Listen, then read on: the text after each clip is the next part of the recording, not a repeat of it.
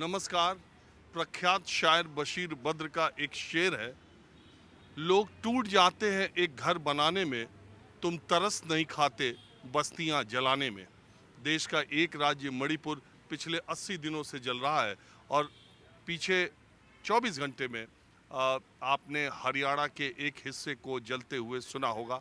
सांप्रदायिक हिंसा में हरियाणा में, यहाँ से कोई 40-50 किलोमीटर दूर दिल्ली के सेंट्रल जो जगह है सीपी, जिसको कनॉट प्लेस कहते हैं, यहाँ से कोई 50-60 किलोमीटर दूर हरियाणा के इस इलाके में सांप्रदायिक तनाव है। और तनाव, एक हिंसा हुई, एक ब्रजमंडल की यात्रा निकाली जा रही थी जिसको कहा गया, उस पर बहुत तरह के आरोप हैं कि वो यात्रा, डिप्टी सीएम हरियाणा के कहते हैं कि उस यात्रा ने उस रूट की परमिशन नहीं ली थी। सीएम कहते हैं दोषियों को बख्शा नहीं जाएगा। यात्रा वहाँ से निकली, पथराव हुआ, फिर अराजक तत्वों ने दोनों तरफ के खूब हिंसा का तांडव मचाया। पुलिस के आने के बाद कुछ मामला शांत हुआ और हैरत की बात यह है कि उस यात्रा में सुरक्षा के लिए होमगार्ड्स लगाए गए थे। 2 होमगार्ड्स इस हिंसा में सबसे पहले जान होमगार्ड्स की गई।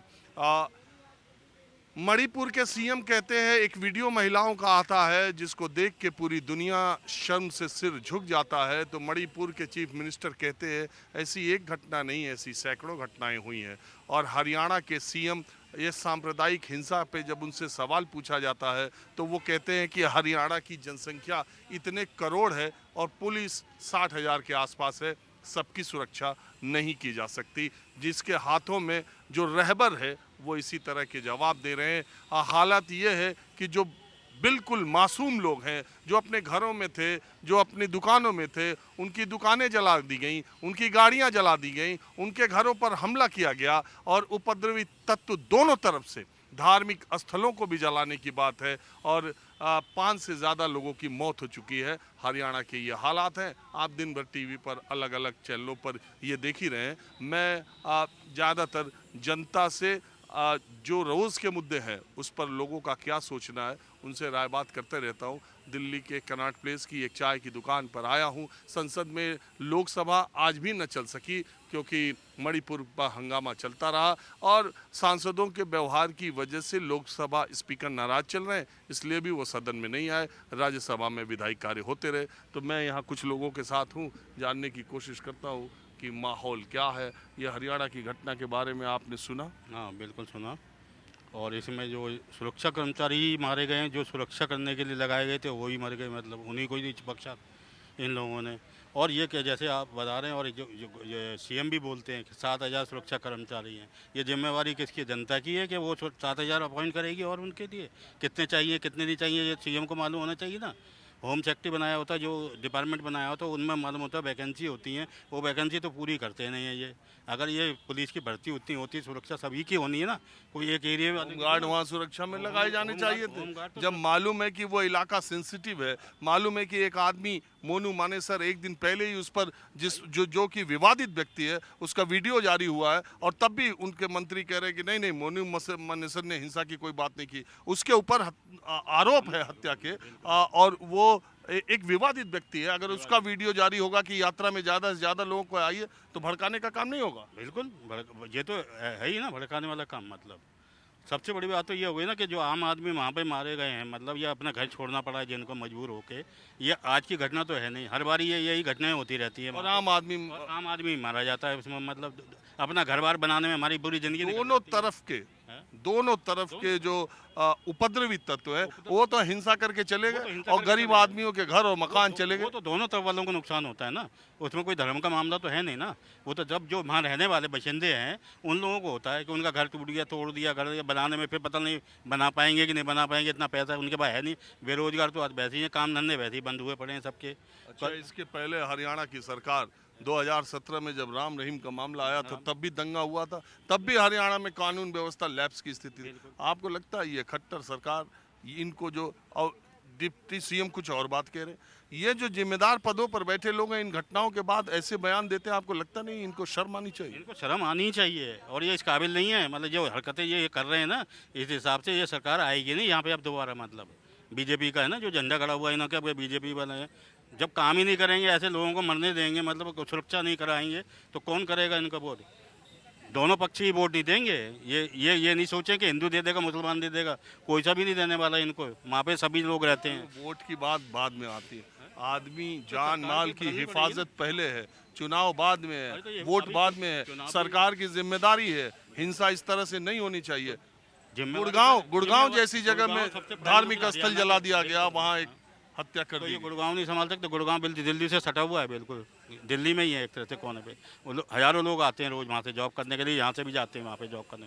गुड़गांव अगर सुरक्षित नहीं होगा तो कहाँ जाएंगे, मतलब फिर काम करने वाले भी तो नहीं जा सकते। वहाँ से आने वाले हैं वो भी आ नहीं सकते, तो कौन है भाई? जान माल का बचाने वाला तो कोई है नहीं। और ये सरकार तो कर ही नहीं रही कुछ। फिर दंगा फसाद हो गया, उनको तो कुछ पता ही नहीं लगता है। मतलब बाद में जब मणिपुर का ही उन्होंने इतने टाइम में लगा दिया था, और यहाँ पे तो चलो एक्शन तो ले लिया, थोड़ा सा जाग तो गए जल्दी। देखिए, न्यूज़ 24 आपसे भी अपील करता है कि देश के किसी हिस्से, किसी कोने में किसी तरह की अफवाह पर आप ध्यान न दें।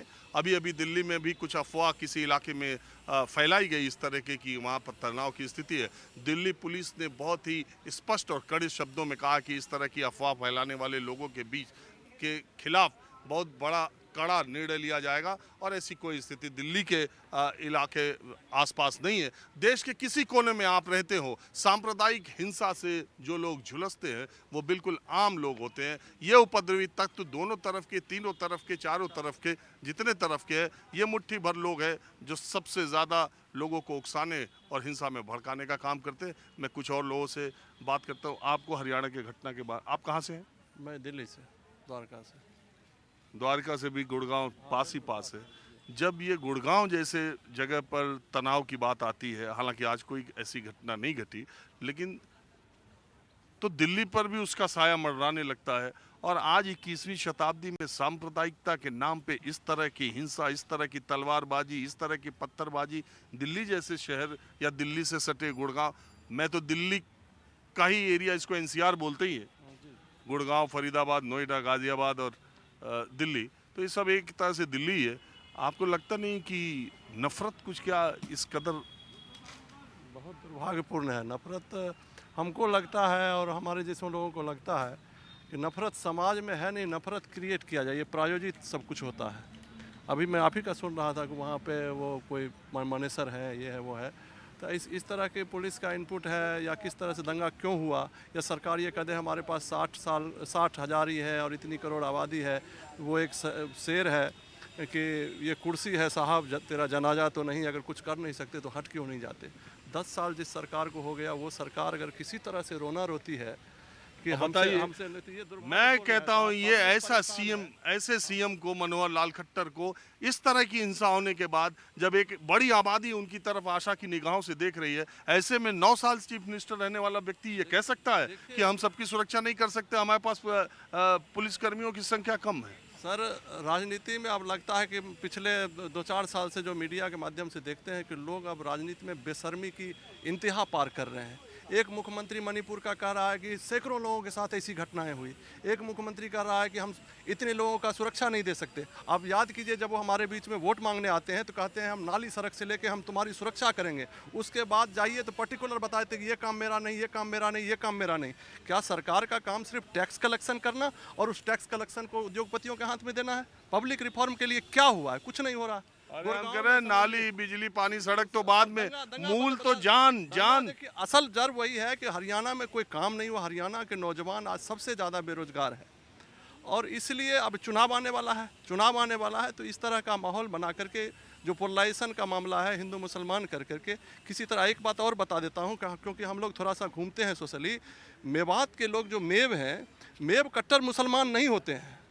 मेव का एरिया आप घूमे होंगे, आप भी जाइए, वो कट्टर मुसलमान नहीं है। उनके घर में आना जाना और बेसिकली वो सब बनावटी हैं, बने हैं, तो वहाँ पर कुछ ऐसा नहीं। हाँ, क्राइम रेट वहाँ थोड़ा ज़्यादा है हरियाणा में।